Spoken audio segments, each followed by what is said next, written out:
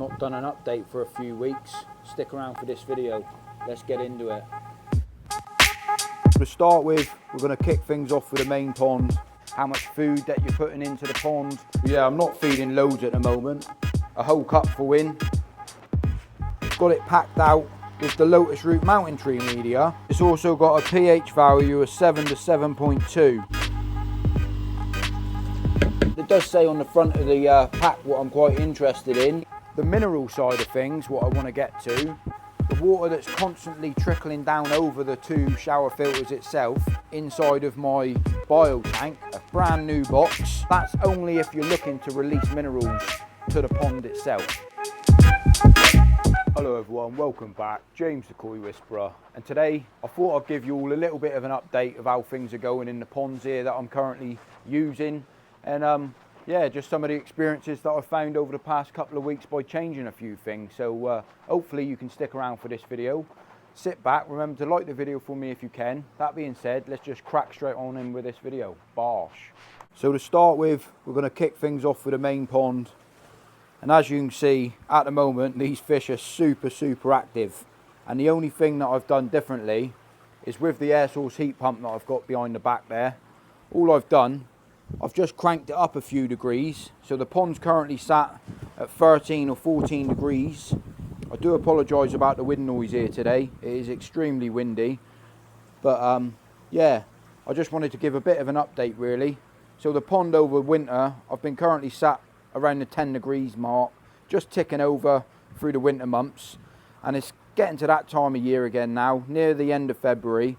And I thought to myself, I want to crank the season off, get the pond heated up, and I've slowly been bringing up the temperature. So I'm currently sat at 14 degrees at the moment. And yeah, the fish are loving it. I am currently going to give the fish a bit of a feed as well, show you how much I'm feeding, because I'm not feeding loads at the moment because the water temperature is still not where I want it to be before I start pumping in the food for this season. But they certainly seem a lot more active, and they definitely do like the temperature sat around that 14 degree mark, especially after a long winter. And I expect a lot of you are the same as me. You just want this season to start off, but without having an air source heat pump or an inline heater, it does make it very difficult to heat a pond during the winter months. But seeing as I've got the air source heat pump, that being said, I'm going to chuck some food in and show you what I'm feeding. So yeah, I'm not feeding loads at the moment, but this is what I'm still currently using the Koi 360 Swim. I'm finding it a very good quality food actually for the value of how much a bag cost, etc. I haven't done a full review of it. I've been using it in the son's little grow-on pond. This does need a water change today as well, so I'll cool the boy down because it is his pond. Part of the rules of having this pond is that he maintains it, because if I do it for him or start to do it, I'll just take over and end up looking after this pond as well. But yeah, this is the food that I'm feeding. One of the best things when I built this pond or designed this pond is that inside of my conservatory, during the winter months and if it's cold outside, I can open up my window. I'll just move this out of the way because it don't normally live there, but I'll just put it there to show you. Open up the old window and I can view the pond from directly stood inside the warmth and the comfort, and still be outside watching the koi down to a point. So yeah, one of the best sort of spots in the house. I stand here. This is the view that I've got from filming. I can see both my ponds. And when I do feed, I like to feed them down this area so they all come up. But I generally, at the moment, I'm just feeding like just a glass, and I'm just feeding like a whole scoop down to a point. There is a bit of mixed food at the bottom of that. I'm not really sure what's left in there, but yeah, just literally bunging a whole cupful in. Straight there, doing this twice a day. I have got the automated feeders on the side of the pond, but to be honest with you, because this one's solar panelled and I haven't got it plugged in, it doesn't hold the charge over the winter months. I could have it plugged in manually, wired up to the electrics, but there's something that I just haven't got round to doing, to be honest. And I do like feeding them, controlled feeding, to know what they're having. And I like watching the fish sometimes to work out which fish is getting what, because you always find there's some fish in your pond that get a lot more than others. I mean, My chag down there is an absolute beast. It just rummages around and eats absolute everything. And some of the other fish that I've got, like feeding off the bottom, it is a good idea, I think, having like mixed size koi in your pond, just down to the fact of like every fish can get a different part of food. And I mean, some big fish, when they're munching down on it, it comes out of their gills, and the smaller koi go round and clean all that up for you. And I definitely find that it does help keep the water quality or clarity a little bit clearer, having a few different sizes selection of fish in the pond at the same time. Not that it's a benefit or needs to be done, but I do like enjoying seeing like big fish and smaller fish, which does move me on to talking about the old pond over there in a minute, because there's a few fish in that grow on pond that I want to move over to this main pond.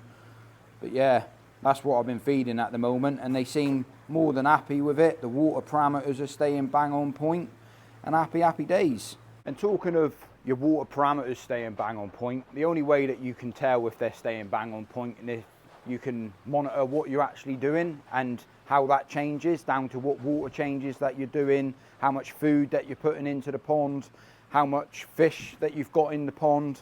And without regularly testing and checking out where your parameters are to, then it's the only way that you'll ever know. If you only ever test once in a blue moon and think that your water quality is okay or where it needs to be, then you're never going to get an accurate reading of where the water quality is when you start upping the amounts of food to your pond, because the only way that your water quality changes is by the amount of fish load that you've got and the amount of food that you're actually feeding into the pond. And at the start of the season, no matter if it's a new pond or an old existing pond, if you've not been feeding over the winter months, your beneficial bacteria is not there. It's not there to clean the water itself, not for the clarity, but for the biologically cleaning the water, that the food that you're putting into the pond. But it also brings me on to think about, if you're trying to build up beneficial bacteria, the beneficial bacteria need somewhere to live, whether that be a filter pad, a filter mat, ceramic media, whatever you choose to decide to use. There's so many different types of media out there on the market. There's some a lot better than others. Me, myself personally, I use the mountain tree lotus root bacteria in that shower and in that shower. And I also use some K1 floating media, which is in my, my bio tank as well, which is a bubbling media. But a ceramic media is always 10 times better than a bit of plastic media. And depending what ceramic media that you decide to choose for when you're building a pond or adding filtration to a pond, is completely down to your own decision. But there is some benefits in certain types of media, like the lotus root bacteria house that I use. It doesn't just offer a home for your beneficial bacteria to live, it also releases minerals to the water all of the time, 24/7, as the water's running down through the layers of your shower filter, or even if you use it in a bio tank, the minerals are constantly being released into the water that the fish absolutely thrive off of. It makes the water 10 times better for the fish. So a piece of plastic media can never ever do this. I mean, plastic media is good, I use it myself, but ceramic media is 10 times better. And I just wanted to run through from Mountain Tree themselves. They literally sent me an email the other day giving me a few updates on the media that I use, and I just wanted to express the feedback that I had from them, telling me a bit of information about the actual minerals released. So I'm going to jump on into that now and just explain that to you. So before I jump into it to explain the mineral release on the lotus root bacteria house, I'm currently using this in my bio tank and in my shower filters, and I think it's an outstanding media. I can remember when I first got into the hobby and I thought to myself that the ceramic media, to be honest, I didn't really understand what it was, how it makes the water biologically clean for your filters, mineral releases off certain, ceramic media, what to choose, which is better than others. I mean, when I first started the hobby, I thought a pressure filter would be capable of looking after a pond as big as what that is, with a few bits of plastic in the bottom, a few sponges. And until you start getting involved in the water itself and understanding how to keep water clear and the water that makes the fish happy and healthy and makes them grow and develop, makes them live a happy life, you start researching into what can do this. and what can benefit over different types of filtration, what's best, what works better than another. And to be honest with you, the ceramic media is definitely the best way to go for the best benefits to see in any sort of fish keeping experience. Whether that you can add it to any existing filter that you've got at the moment, you'll certainly see improvements. But there's a few things with this Lotus root bacteria house. For beneficial bacteria, this stuff will, you know, give your beneficial bacteria a place to live, a place to grow and develop, a place for it to survive. The surface area on it is outstanding, and for people that don't understand surface area, it's just more places for the beneficial bacteria to stick to grow, to develop, to enhance. The more surface area on any media means that there's more development of growth of beneficial bacteria. So the mineral side of things, what I want to get to, any media that is going to release minerals to the water will only release so many minerals before there's no minerals left in the piece of media itself to let out of the media. So Mountain Tree sent me an email the other day saying that the mineral release on this stuff is 2 years. It can last up to 5 years, but anything longer than that, it does need to be replaced. That the mineral supplement that comes out of the media is sort of spent down to a point. There's nothing left in it to give. It's still more than good enough for beneficial bacteria to grow and survive and develop onto the media itself, but the mineral release stops after 5 years. So if it's something that you're looking to do, that you want to release the minerals from the media, Mountain Tree recommend that you slowly replace maybe half a box or 1 box after 2 years or 3 years, and that will keep adding extra minerals to the water. But that's only if you're looking to release minerals to the pond itself. You don't have to replace this media. And as you can see in my biotank, I do use plastic media, which does house beneficial bacteria.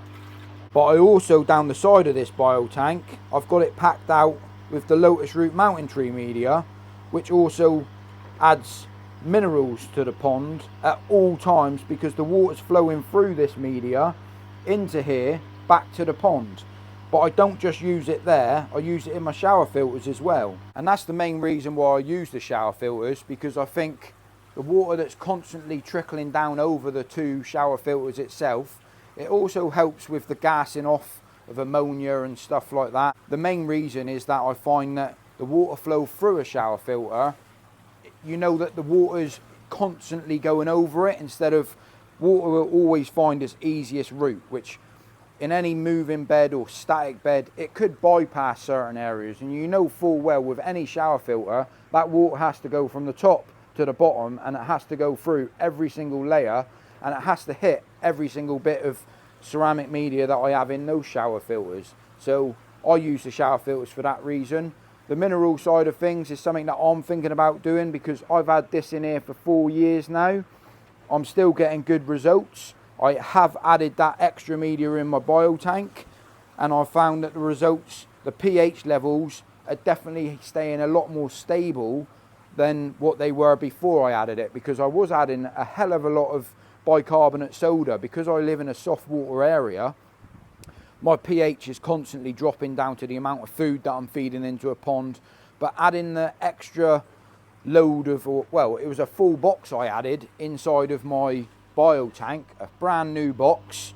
I put it down inside of here, and since I've added that, my pH in the pond has certainly come a lot more stable. I mean, during the summer months, I'm probably adding 400 grams of bicarbonate soda to this pond to keep a pH of 7. I mean, I am in a soft water area with a KH of 1 straight out the tap and a pH of roughly around 7. And by constantly adding food, your KH gets eaten up, and that affects your pH in any pond. But the Lotus root bacteria house certainly helps stabilise the pH. I'll show you what it says on the box real quick. So you can see on the box it's also got a pH value of 7 to 7.2, which certainly does help the water stay at 7 to 7.2. I mean, this current one that I'm looking at now, this is their new edition. This is their Bacteria House 3. So I'm currently using in here the Lotus Root 2, but this is the Lotus Root 3rd edition in large. And the way that this is designed is outstanding, to be honest with you. Way that the water travels through and around, it's got so much surface area on this media, it's incredible. And I'm going to be adding this stuff, well, I'm going to add another full box out of my existing shower filter and replace it with this just for the start of this season, because I certainly do find the benefits of using the product itself, and it's something seriously to consider for the start of your season if it's something that you want to try to improve your water quality, or just to see if you do get any benefits like I do, because I know I certainly do. But that's enough yibbity yabbita all about the pH values, the minerals. I mean, there's so many different things and ways that you can do in this hobby. What's right, what's wrong is down to your own decision. I'm just the type of koi whisperer, I suppose, that likes to try and test to see what benefits I do get from certain products. And talking of certain products, I have been sent out a new clay to try, a clay that I've never used before, I've never seen before. And adding any new product to a pond, I suppose it's always a little bit daunting to know, is it just another product out there for us to buy, or does it actually work and get benefits from? So I'm the type of person that will tell you the truth if a product does work or if it doesn't work. So I'll show you that product in a minute. But before I go any further, I just wanted to let you know what I've been up to. So currently I've been helping at Southwest Koi move new fish from Japan, what we purchased, what Dave the owner purchased at Southwest Koi. I've been helping him move from his quarantine ponds back to the shop itself. I've also been helping out a few mates set up quarantine tanks. I recently visited one of my mates, Mike's. He bought an easy pod, a glass window, and I've just been helping him set it up. To be honest with you, you can see that it's still a long way to go, but the current situation with doing all the pipe work, the plumbing, if you don't know what you're doing, it can be quite tricky. So I've been up helping him do this, and there's still a long way for us to finish it, but it's looking quite nice, and it's going to look nice when it's finished. But all that being said, I want to show you this new clay real quickly, and see if any of you've used it, and if it's any good that you know that you've used it, write it down in the comment section for me. I recently got sent this out from Selective Koi Sales, and yeah, I've never seen it before, I've never used it before, I don't know if anyone else has, but it does say on the front of the pack what I'm quite interested in. It's drum friendly, so hopefully it can be used with drum filters. It did come in another bag, I haven't opened it, this is how it's turned up, so I've got to have a little bit of a read of everything that it's capable of doing.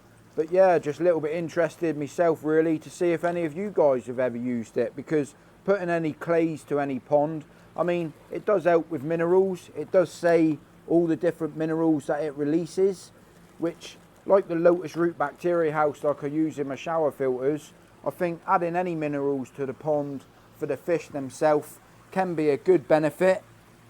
Working out which clay works better than another clay, I suppose it's one of them things that you only ever know if your fish are happy, I suppose, and if you see benefits in growth or colour enhancements to the fish, or if the fish are just generally happy in general. But it's always a little bit of a myth really. Does these clays actually work? Don't they work? Is there proof in the pudding that the benefits is there from using a clay? I mean, there's so many different types on the market these days, it can be a little bit mind-blowing. But like I said before, if you don't try it, you don't know. So I'm going to give this a bit of a blast, and I'll give a full video or review about this product later down the line, me using it myself. I'm not going to be using it today. But that being said, I thought I'd just put it out there to see if I get any information back that they've used the product. I've heard nothing but good things from it, but until you try it, you don't know. And to be fair, it's part of the reason why I love this hobby so much, because what works for me might work for you, or it might not work for you, or what works for you might not work for me. But putting the video content out there to share with you what I do on my experience of the koi hobby, on the koi progression of where I go with this hobby, I mean, I just well enjoy it. I like sharing it with you guys, and hopefully if it does help anyone out, I mean, it makes me happy that I can help you out at the same time. But that's enough yibbity yabbity being said. I just wanted to add real quick, if anyone does want to use any of the links from Mountain Tree to purchase some of their stuff to add to their current filtration system, all the links down in the comment section and the description of this video. But that's enough yibbity yabbida on this one. If I don't see you in a week, I'll see you for a window. Koi Whisperer, over and out. Bosh.